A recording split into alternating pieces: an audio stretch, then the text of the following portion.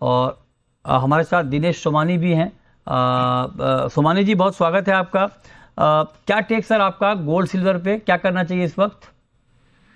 जी बिल्कुल sir, momentum तो strong है ही, जैसे अमित ने कहा है अभी कि मोमेंटम स्ट्रांग है, लेकिन एक करेक्टिव फेज जरूर आना चाहिए उसमें। प्राइसेस निचले लेवल से ऑलमोस्ट 16-17% बढ़ चुकी है जहां तक गोल्ड की बात है।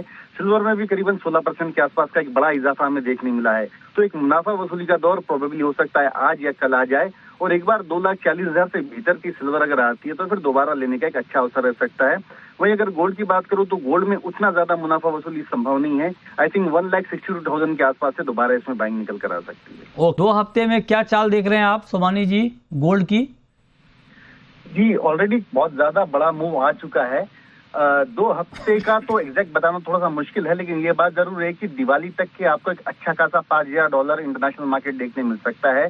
और अगर एमसेक्स की बात करूं तो नीचे में यूं पकड़ लीजिए आप, मैक्स टू मैक्स 1,58,000, 1,59,000 जा सकता है, और ऊपर में 1,76,000 के लेवल देखने मिल सकते हैं।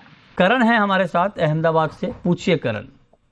Good evening sir. Good evening, पूछिए सर, क्रूड ऑयल पे करंट पोजीशन पे क्या करना चाहिए? करंट व्यू के हिसाब से जैसे सिनेरियोस चल रहे हैं, लॉन्ग टर्म अगर देखें, जैसे लॉन्ग टर्म नहीं शॉर्ट टर्म, वीकली की पर्पस के बेसिस के कहाँ जा सकते हैं क्रूड के प्राइसेस, अपसाइड डाउन साइड, यहाँ से जो करंट पोजीशन है बताइए सोमानी जी, क्या लगता है आपको क्रूड में अब? जी क्रूड ने अगर हम निचले अभी लेवल देखते हैं तो $86-87 के आसपास ऊपर WTI क्रूड गया था, और यहाँ से दोबारा मुझे लगता है कि एक बार $77 से $78 आने की संभावना लगती है। अगर एमसेक्स मार्केट की बात करूं तो मुझे लगता है कि 7980 एक ब्रेकडाउन लेवल है। इस लेवल के आसपास दोबारा अगर क्रूड आता है तो शॉर्ट सेल का अवसर रहेगा। 7500 से 7450 के लेवल डाउनसाइड आपको देखने मिलेंगे। 8150 की आपको स्टॉप लॉस मेंटेन करेगी। ओवरऑल मुझे लगता है कि एक नेगेटिव बायस के साथ क्रूड ट्रेड करता हुआ नजर आएगा, क्योंकि अब जो है क्रूड मार्केट में ना ही कोई ट्वीट का बहुत बड़ा सिग्निफिकेंस हो रहा है, और ना कोई न्यूज का हो रहा है, ना ही कोई जियोपॉलिटिकल टेंशन, और ना ही हार्मोस को लेके। तो मुझे लगता है डिमांड सप्लाई के अनुरूप मार्केट चलना चाहिए और प्राइसेस नेगेटिव बायस के साथ ट्रेड करना चाहिए। कॉपर पर सोमानी जी क्या व्यू आपका? जी अभी जो नेक्स्ट एक्टिव कॉन्ट्रैक्ट है सितंबर कॉन्ट्रैक्ट, ये बड़ा स्ट्रांग नजर आ रहा है। और जैसे सबसे पहले एल्यूमिनियम ने परफॉर्म किया, उसके बाद में जिंक ने परफॉर्म किया। जिंक भी 417-420 के आसपास का लेवल छुआ है। अब मुझे लगता है कि नेक्स्ट रैली जो बन सकती है वो कॉपर में बन सकती है। ये आप 1290, 1390, 1392 के आसपास कहीं पर भी कॉपर में खरीदारी बन सकती है। 1377 की स्टॉप लॉस मेंटेन करके 1408 और 1424 के लेवल आपको एक हफ्ते के भीतर देखने मिल सकते हैं। कॉपर के अलावा सोमानी जी बाकी मेटल में क्या आउटलुक आपका? तो ये मुझे लगता है जिंक ऑलरेडी आउट परफॉर्म कर चुका है, और जो नेक्स्ट कॉन्ट्रैक्ट है वो करीबन 12 से 13 रुपए डिस्काउंट में ट्रेड कर रहा है।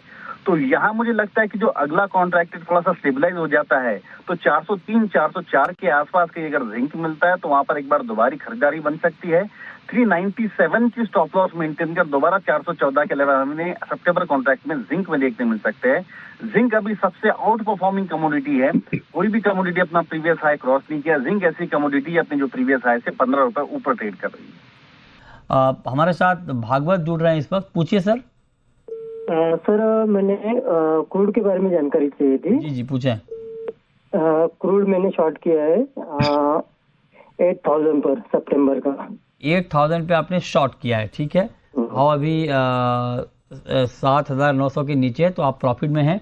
क्या एक बार प्रॉफिट बुक कर लें सोमानी जी, या अभी बने रहें और गिरावट की संभावना आपको दिख रही है? मृत्युंजय जी मुझे लगता है कि ये सेकंड डे ही है जो फॉल आया है। कल 2% का फॉल आया है, 2.5 से 3% का फॉल है।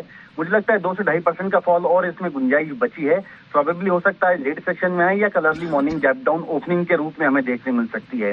तो 7710, 7720 का आप इंतजार कर सकते हो। 8120 का आप स्टॉप लॉस मेंटेन करके रख सकते हो।